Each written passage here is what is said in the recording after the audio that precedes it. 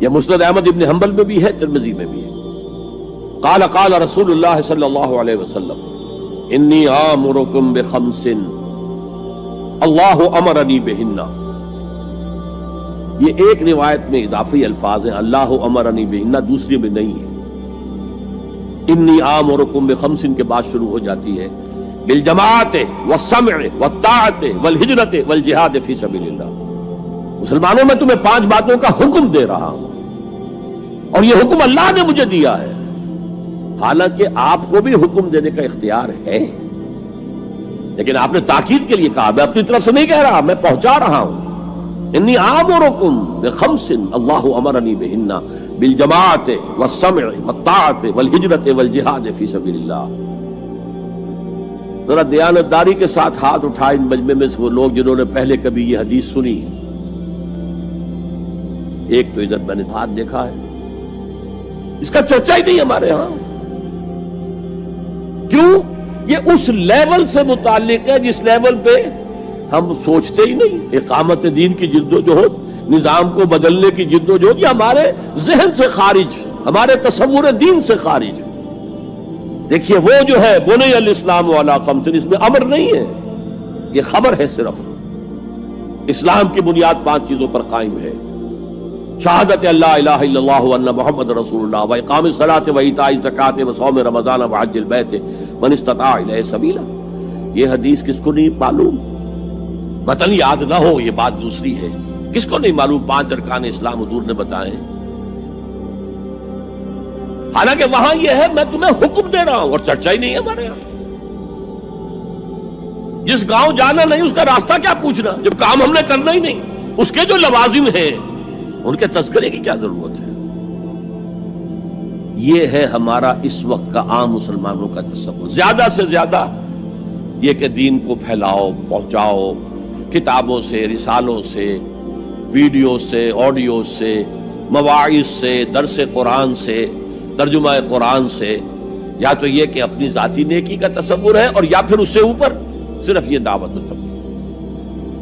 اس سے اوپر کی تیسری منزل جسے اقامت دین کہا جائے، جو خصوصی الفاظ حضور کے لیے 3 مرتبہ قرآن میں آئے، هو الذی ارسل رسولہ بالہدی ودین الحق لیظہرہ علی الدین کلہ۔ کسی اور نبی کے لیے 1 دفعہ بھی نہیں آئے، حضور کے لیے 3 دفعہ آئے۔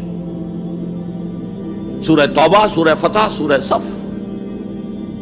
یہ چونکہ چیز ہمارے ذہنوں سے نکل گئی ہے، لہذا اس کے جو متعلقات ہیں اس کی طرف بھی توجہ نہیں ہے۔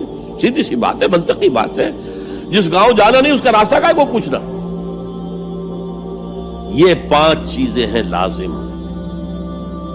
جماعت کی شکل میں رہو، یہ بھی فرمایا علیکم بالجماع، یہ حضور کی حدیث ہے، علیکم بالجماع، لازم جماعت کی شکل میں رہو۔ اور حضرت عمر کا قول ہے، اور آپ کو معلوم ہے کہ صحابی کا قول بھی حدیث کہلاتا ہے۔ حضرت عمر فرماتے ہیں لا اسلام الا بالجماع ولا جماع الا بالامارہ ولا امارہ الا بالاطاعہ۔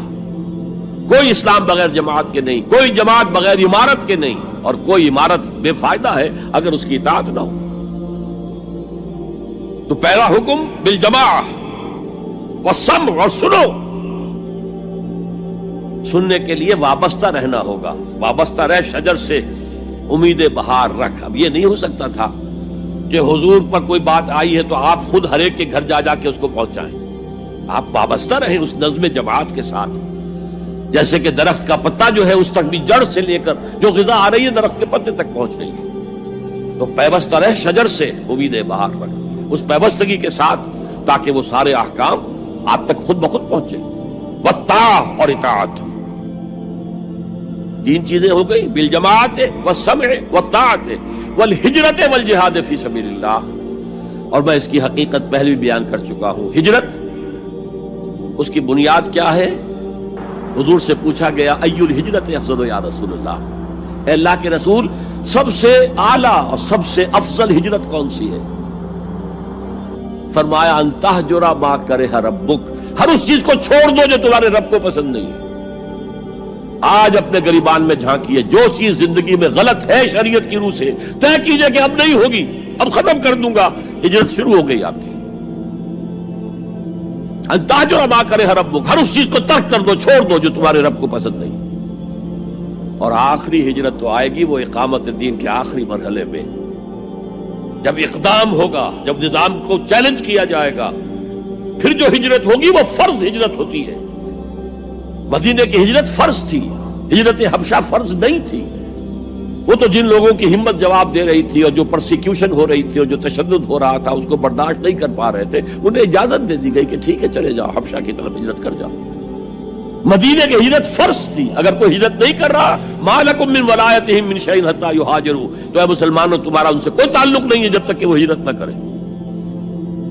بلکہ سورہ نساء میں اس کو بھی ایک طرح کا نفاق قرار دیا گیا۔ تو وہ ہجرت بڑی ہجرت ہے، گھر بار چھوڑ کر، اور مکے والے جو گئے تھے چھوڑ کر، وہ قریش کے بھیڑیوں کے رحم و کرم پر چھوڑ کر گئے تھے اپنے گھر والوں کو، اور ان کا سارا گھر کا سامان لوٹا گیا تھا، اور اس سارے سامان سے وہ کیپٹل فراہم کیا گیا تھا جس کو لے کر ابو سفیان کا قافلہ گیا تھا شام کی طرف، جس کا حضور نے پیچھا کیا تھا لیکن وہ نکل گیا تھا۔ جب وہ واپس آ رہا تھا تب حضور نے پھر اس کو کنفرنٹ کرنے کے لیے مدینے سے باہر نکل کر پروگرام بنایا، لیکن وہ اللہ کو کچھ اور منظور تھا، ادھر سے لشکر آ گیا اور جنگ ہو گئی، جنگ بدر ہو گئی۔ تو ہجرت کیا ہے؟ شروع سے ہجرت کیا ہے؟ ان تہجر ما کرہ ربک، اور سب سے اوپر کیا ہے؟ گھر بار، اپنے آباء و اجداد کی وطن، جہاں آپ کے آباء و اجداد دفن ہے، چھوڑو، جاؤ، اور جاؤ وہاں جہاں پوری طاقت مرکوز ہو جائے تاکہ آپ نظام باطل کو چیلنج کرنے کے لیے ساری طاقت ایک جگہ جمع کر سکیں۔ اور جہاد پوچھا گیا ای الجہاد افضل یا رسول اللہ، سب سے افضل جہاد کون سا ہے اللہ کے رسول؟ فرمایا ان تجاہد نفسک فی طاعت اللہ، کہ اپنے نفس کے خلاف جہاد کرو، اسے اللہ کا مطیع بناؤ۔ وہ سرکش ہے، وما ابرئ نفسی ان النفس لامارۃ بالسوء، یہ نفس جو ہے امارۃ بالسوء، برائی کا حکم دینے والا ہے، اس کے خلاف کشاکش کرو اور اس کو دباؤ، اسے اللہ کے سامنے جھکاؤ، یہ جہاد افضل ہے۔ اور بلند ترین جہاد قتال فی سبیل اللہ، ان اللہ یحب الذین یقاتلون فی سبیلہ صفا کانہم بنیان مرصوص۔ یہ ہے وہ حدیث